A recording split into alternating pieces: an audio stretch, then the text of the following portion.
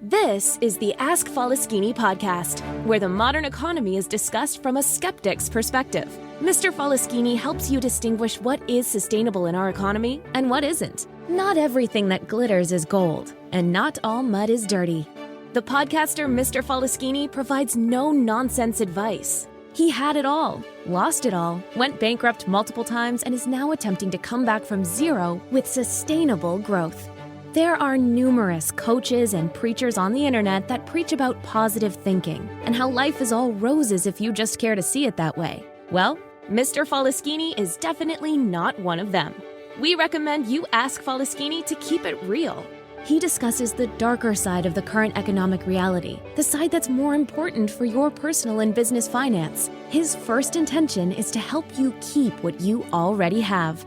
Not to be a complete party pooper, Mr. Falaschini will also hint at the earning opportunities in the economy today. In order to please the almighty algorithm, please like, share, and subscribe. And now it's time to start taking notes. The mic goes to the podcaster, the one and only Mr. Falaschini. Welcome to the Ask Falaschini podcast with a guest. I'm proud to present Terry Ziemniak. Terry is a fractional cybersecurity executive from Atlanta, Georgia. Terry, please tell us more about yourself. What is your story? Yeah, good morning, Peter. Thank you for having me on your podcast. My story is, well, my career story anyway kind of breaks into three phases, and I'll skim through those quickly to kind of give you a context of where I'll be speaking about. Early in my career, right out of college, I was the cybersecurity tech guy. So I was doing all the cool bits and bytes stuff where I was a penetration tester. They were paying me to break into companies. I was architecting big complex solutions in the cybersecurity space. I was doing assessments on big entities, some working for some government entities, all that cool stuff back 25 years ago. And I enjoyed it, and it was fun. I got to play with a lot of cool things.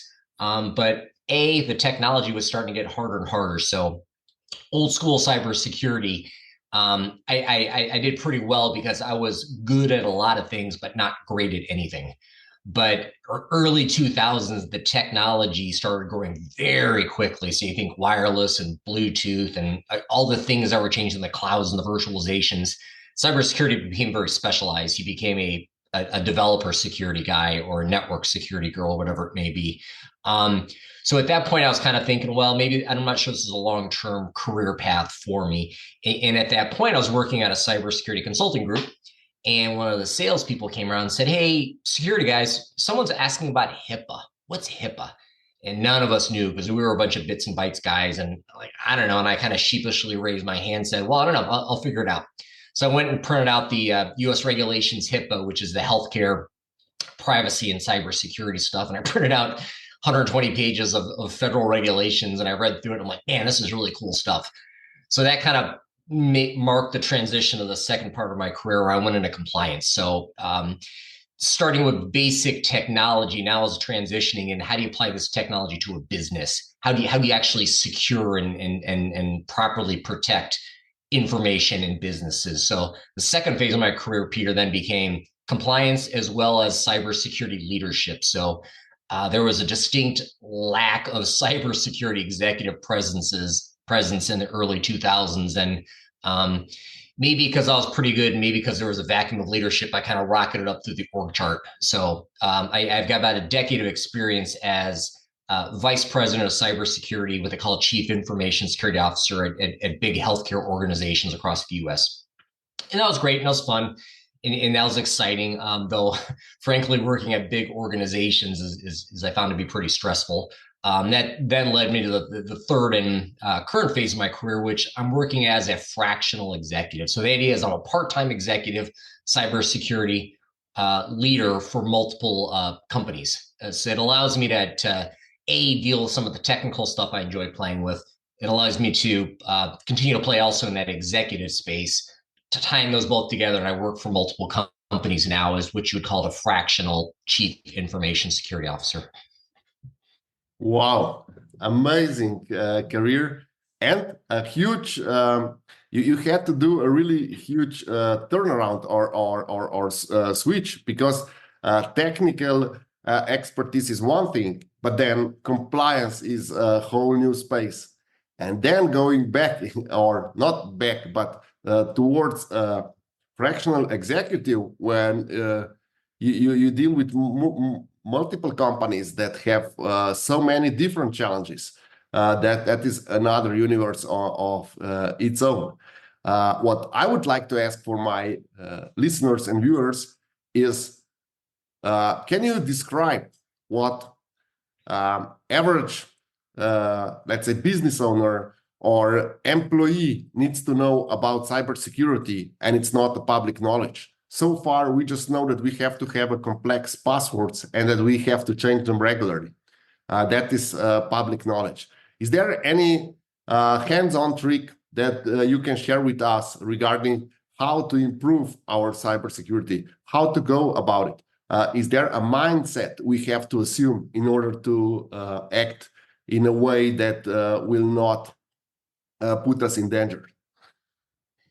Yeah, I like the way you phrase the end of that, Peter. It's the mindset. And I'll kind of walk you through maybe two different perspectives. There's the mindset of the business leader, and then there's a mindset of the individual. So, it's you, it's your mom, your dad. As an individual or as an employee, you've got to be diligent, and basically you've got to follow the rules that your technology lays out for you. So your bank requires multi-factor authentication. Multi-factor being, I've got a name, I've got a password, maybe it calls me on my phone. That's one way to do multi-factor. You know that you shouldn't use the same password at 7 different websites. You should have a lock on your phone. So as an end user, really the key thing is, understand the expectations and follow the expectations. That's really what you need to do to protect yourself as an end user, or maybe as an employee. Now, as a business leader, it's a whole different. You've got to just set those rules. And that's really the kind of strategic concept that we may talk about a little later today. To protect a business, it's not one checkbox. It's not buy this firewall and you're secure. And it's not buy this service and you're secure. It's much more complex than that, because cyber really is, from business perspective, it's a risk. Just like you manage your risk of your competitors, you have financial risk, you have regulatory risk, all these risks business leaders have to deal with. Cyber is another risk, and that really is the mindset that these business leaders need to hone in on. You're never done with security. You're never 100% secure. It's relative values of how security need to be today. And that's what leadership should be thinking about. It's what's the right level of security for us, and how do we get there? Now, the good news is, Peter, that idea of how secure do we have to be, there's actually clarity in that space now. So 10 years ago, it's kind of an abstract, nebulous idea of, well, we should be secure enough. What does that really mean? Nowadays, as a business owner, you have clarity. If you look around, you can take time. You can see there are obligations in your contracts to be secure enough. Your cyber insurance has expectations for you. There's state and federal regulations. There's all sorts of guidance that you get. So if you just kind of listen and tune in as a business leader, you really can get some level of clarity on how security you have to be. And that, frankly, that's the first step businesses need to think through. Okay. You talked about the compliance. So state regulation, federal regulation, and of course, everything that is part of the contracts with your clients or suppliers. How about standards? Is there a cybersecurity standard that you would recommend that small and mid-sized companies should at least take a look at in order to see how things needs to be set according to a certain standard that would help them a lot or benefit them in that sense? Yeah, absolutely. And I like the question, because not enough people think that way. So your goal of cybersecurity should not be, I feel like we're secure enough, or Terry says we're secure enough. That's where these standards, and I'd use the word framework, really come into play. So these frameworks are out there that exist that really give you kind of a roadmap for what do you need to do to protect your business. Common ones are, there's ISO is out there, NIST cybersecurity framework is out there. There's other things that are kind of framework like, I know the FTC and Small Business Administration have, and there's all sorts of guidance out there. So I would really leverage those guidance, picking the one that fits you. So if you're a big billion-dollar company, you're going to have a very complex framework and standard you're going to follow. And frankly, that's going to be a big driver for your cybersecurity program. The neat thing is it talks holistically about your cybersecurity program. So it'll say your framework will talk about, do you know where all your stuff's at? Do you have the contracts in place? Do you have the protections in place? Can you detect bad activity? Can you respond to bad activity? If all heck breaks loose and everything blows up, can you put it all back together? So the value of the framework and these standards is it helps you think through broadly what you need to do. That being said, if you're maybe a business leader or a smaller company, these big frameworks are going to be overwhelming. And frankly, you're not going to get it all done anyway. Mm-hmm. So you need to find a right size framework or standard to follow. So if you are a small company, I would suggest go to, again, US audience, I'm assuming here, Small Business Administration, FTC. Go Google Small Business Administration Cybersecurity. They've got simple framework of about 30 questions that'll walk you broadly through all these areas of focus. So that would be one standard. Another one I'd suggest, Peter, is most businesses use cloud technology these days. So your email, maybe using Gmail, maybe using Microsoft Office, maybe using QuickBooks Online, maybe using Jira. So all these cloud technologies a lot of companies use. Go take time and review their standards. If you have a LinkedIn account for your business, have you reviewed LinkedIn's suggestions on cybersecurity? If you're using Gmail for your office, have you reviewed Google's guidance on cybersecurity? So there's kind of application-specific guidance, or again, use the word standard, but for each of your technologies, there is guidance from the vendor how to secure it. Go spend 2 hours a year going through it, just reviewing, is your Twitter properly locked down? Is your Outlook properly locked down? All those sorts of things. So a lot there, but I would suggest there is guidance out there if you find the right stuff. Okay. One important question, or I think that it's relevant. You suggest that we should know the standards and suggestions that our suppliers are using. Is that also why companies hire you, so that you help them disperse the information among their employees and to push what is content that everyone should be aware of? Is that part of what you do? Well, it's interesting. That's been a big driver, frankly, of my business. So when I started doing this independent security executive stuff about 8 years ago, the big drivers are really two scenarios, Peter. It's one is, hey, we've just been hacked. We got a fire we have to deal with. And number two is, I've heard of someone who got hacked, so I'm worried about cybersecurity. So those are the two big drivers we have.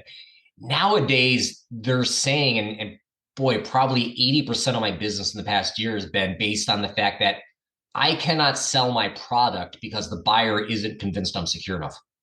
Okay. So when you sell to a hospital, to a bank, to the government, to the military, even to individuals, there's expectations in cybersecurity that the buyer, that the prospect has. That needs to go into consideration when we think back to that phrase, Peter, of secure enough. What's the right level of security for your business? That needs to play into it. So yeah, translating those expectations from your prospects and clients into your cyber program, that's critical, because nowadays the big driver, especially for small, mid-sized businesses, is you got to be secure enough to sell. And if your buyers aren't convinced you're secure enough, they won't buy. And there's contracts are being lost because that conversation isn't happening. Okay, another hot topic is AI and cybersecurity. The most common points of views are two. One is that modern tools utilizing AI help hackers and crackers crack our security faster and more efficiently because they are able to learn on the job and do multiple tries.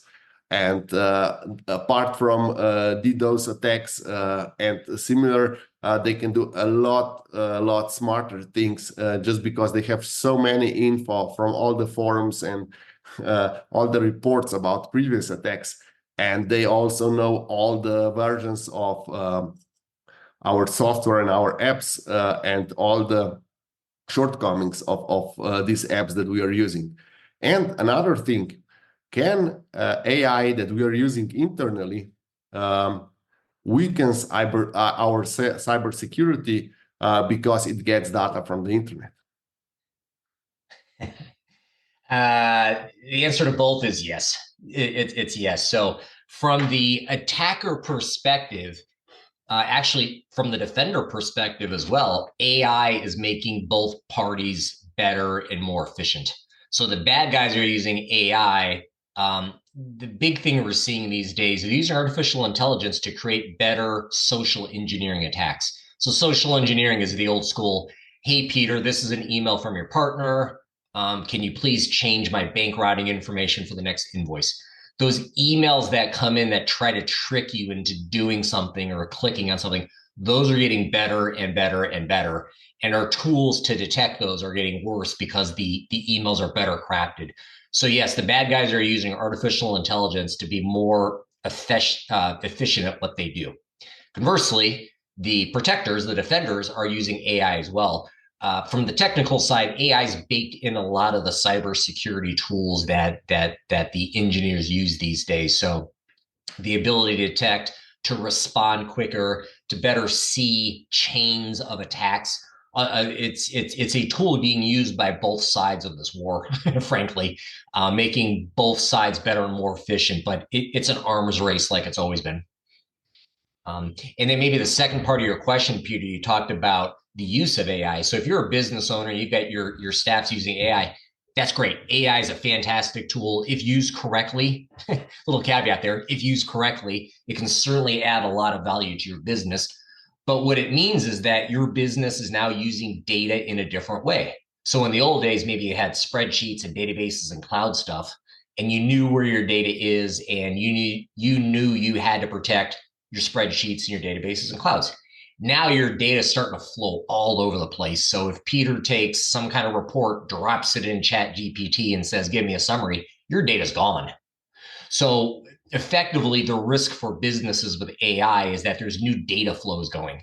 And wherever your data moves, you need to be aware of it to protect it. Because again, we talked about there's expectations. You have contractual expectations, regulatory expectations to protect the data. But if the data is moving now and you're not tracking it, you may fall short of those expectations. So the big risk of the use of AI is, again, it's just being used in new ways and you're not aware and you're not properly protecting that. Okay, and now I will ask you the least desirable question. and this is, what would be just that's through the thumb, it's not important that is really precise, but what would be your recommendation for a small and mid-sized company? How much of their turnover should be budgeted for their cybersecurity? The $1 million question: how are we going to fund all this? So that's always the big question. Well, first, let's start with a statement, Peter, that cybersecurity isn't necessarily a significant capital expense. Or capital or expense. So it's not necessarily dollars you have to spend. You have to spend some, certainly, because you have to buy tools, you have to buy services, whatever it may be. You have to buy licenses. A lot of cybersecurity, though, the proper protections are not technology-based, but they're people-based and they're process-based. So we talk cybersecurity protections. Again, the guidance is technology, people, process, technology. Those together are the proper way to secure your business. On the process side, there are not a lot of costs. So you think about one of the most common cyber attacks out there is what they call business email compromise. And that's what I described before, Peter, where Peter gets an email, someone pretending to be your partner. Hey, can you please change this bank routing information? You change it, and then the next invoice flies off to some bad guy in Russia. That's business email compromise. Technology is not the primary way to stop that. The proper way to stop that is training Peter, reminding Peter, we have processes in place. You can't just change bank routing information based on a single email. Okay. Mm-hmm. So I give you that story to remind you that this cybersecurity isn't necessarily just buying stuff. It's not buying technology. It's not buying services. You gotta kind of support and protect the business and other means. So back to the $1 million question, how much do you spend? There really is not a set number. When I was at big organizations, it'd be 3, 4, 5% of IT budget. So I'm not sure exactly how that relates to small businesses. The other problem is some of these spends are not necessarily IT spends. So in the old days, you'd have budget for the company, then you'd have budget for IT, and a subset of that became budget for security. But when you talk about things like changing how we do our contract reviews, contracts is a big part of cybersecurity days because it's shifting the liability around. Is that an IT expense? HR processes that have to change to support cybersecurity, is that an expense? Who pays for business resiliency planning? Is that a business expense or an IT expense? So anyway, the idea being that these protections and costs may be distributed through your company, but old rule of thumb was 5%. Mm-hmm. Okay, that's a great insight. Is there any hands-on advice you can give to our listeners and viewers regarding cybersecurity? What is the first step they should start thinking about when they would like to improve their cybersecurity? Sure. I tell you that the biggest problem I see with all my mid-sized clients, I always start off, it's that they lack proper inventory. Do you know what your stuff is? And the stuff could be people. Most companies, they think they do, but they don't have a good tracking even of their people. Employees, yes, ideally. Contractors, vendors, guests, app users, those are all people. Do you really know who your people are and can you track them? Your contracts, do you have your contracts in place? Do you know who your vendors are and your clients, managing contracts, technology, data? So the starting point for pretty much everyone, especially if you're behind the ball, is inventory your stuff. Make sure you know what you have. You can't properly deploy encryption unless you know all your technology and your data. You can't deploy business resiliency plans unless you know your processes and your contracts. You can't properly educate unless you know all your people. So, the starting point for everyone, frankly, is inventory your stuff. Figure out what you have, and then from there you can move forward. Okay. Is there any other tips or let's say something that was recently in the news that you can present as a risk or a cybersecurity risk that our listeners should be aware of? Yeah, as a business owner, it's interesting. There's every week there's a new story pops up in the cyber, so there's a lot that we could talk about. But one that maybe impacts businesses that people don't think much about is early 2024. There was behind the scenes a very large healthcare cybersecurity incident involving Change Healthcare. So basically, Change Healthcare facilitates a lot of the payments and the execution of pharmaceutical services. Okay. Mm-hmm. This was the Change Health was used by a lot of pharmacies and hospitals and tied to the insurance organizations. Change Health went offline and it significantly impacted all of these big players. So, if you wanted to go to CVS to get your prescription filled, you had problems. A lot of small healthcare providers had a lot of financial constraints because they weren't properly being paid by Change Health. I gave you that story to help business owners think about the fact that no business is an island anymore. You most likely outsource your email technology. You outsource your payroll services. You may outsource, your financial services, your marketing services, your HR, everything gets outsourced these days. So more than likely than not, you've got some critical processes that your business depends on. That's not part of your business. What happens if that goes offline? So if your payroll service goes offline for 2 weeks, what does it mean for your business? If your HR system is offline and you can't onboard, what does that mean for your business? Collections, email. Think about, and here's the practical tip, think about where you fit in the ecosystem. Who are your partners? Who are your critical vendors? And what would happen if they go offline? And the ask is not, how do you make sure they don't go offline? Because it's very unlikely Google's going to go offline. But if they're out of service for 8 hours, what are you going to do? If your critical provider of financial services is offline for 2 days, what are you going to do? So ask those questions, consider who you depend upon, and just have a 5-minute conversation with your leadership team. What does it mean for our business if our critical provider's offline? It's happening a lot. A lot of people are getting bumped offline. It's impacting businesses. Are you implying that we need to have worst case scenario and also damage control scenario in place? Absolutely. A recent buzz phrase that's been brewing in the industry, Peter, is called business resiliency. Mm-hmm. And business resiliency is kind of that worst case scenario. We're going to ransomware, for example, we're going to do our best to ensure ransomware doesn't happen. And if ransomware does happen, we want to be able to respond quickly. But worst case scenario hits us and our technology is down for 4 weeks. Is our business going to survive? And those are the kind of questions you have to ask. That's business resiliency. How does the business survive? Again, you want to make the bad things as least likely as possible. But if you get hit with ransomware, if your payroll provider goes offline, if there's a fire at your office, how does your business survive? So spending a few hours a year on that sort of exercise of how do we survive in these worst case scenarios.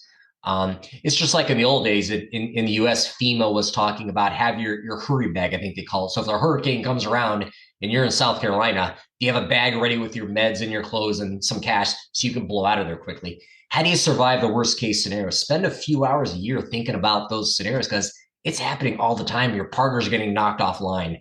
Ransomware is shutting down businesses. Fires happen. Hacking happens. How does your business survive in these scenarios? Spend a little bit of time thinking about that.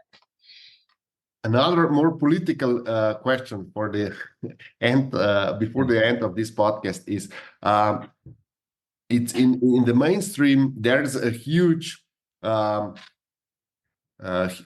topics. There are 2 topics, and one is Chinese hackers, and another one is Russian hackers as part of a hybrid war scenario. How likely do you believe these scenarios are to affect small and mid-sized businesses in the US?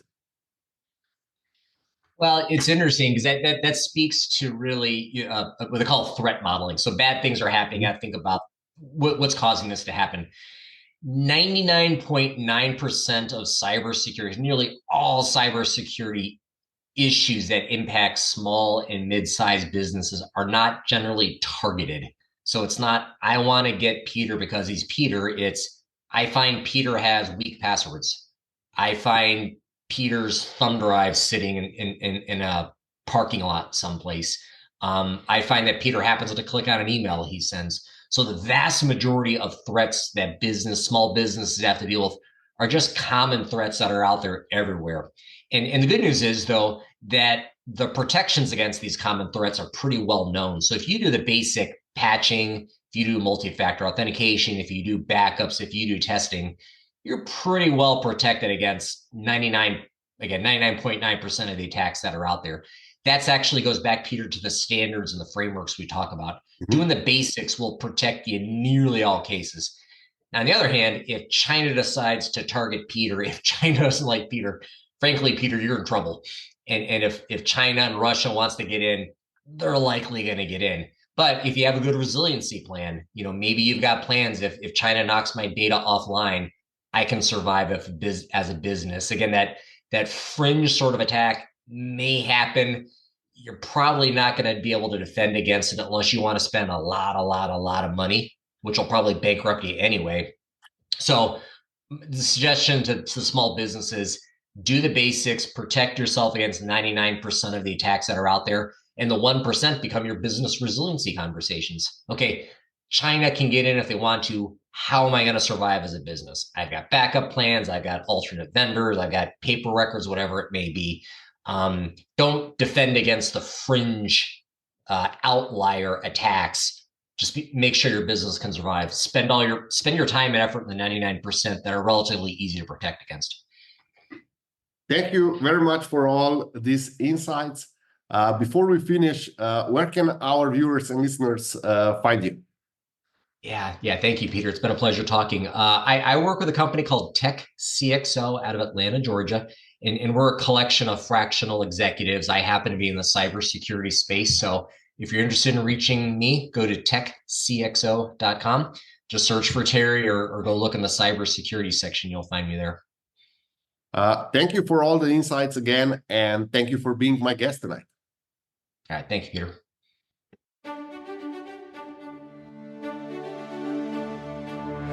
Thank you, Mr. Faleschini, for this outstanding podcast. And thank you for listening to the Ask Faleschini podcast until the end. Mr. Faleschini would love to hear your feedback in the comments. And don't forget, if you want to know, ask Faleschini or listen to the Ask Faleschini podcast. In order to please the almighty algorithm, please don't forget to like, share, and subscribe.